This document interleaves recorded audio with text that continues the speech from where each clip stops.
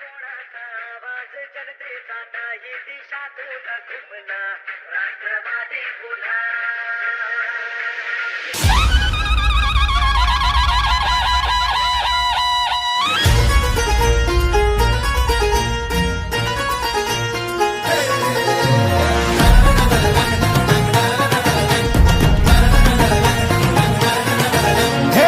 लोकशाहीचा तू कणा.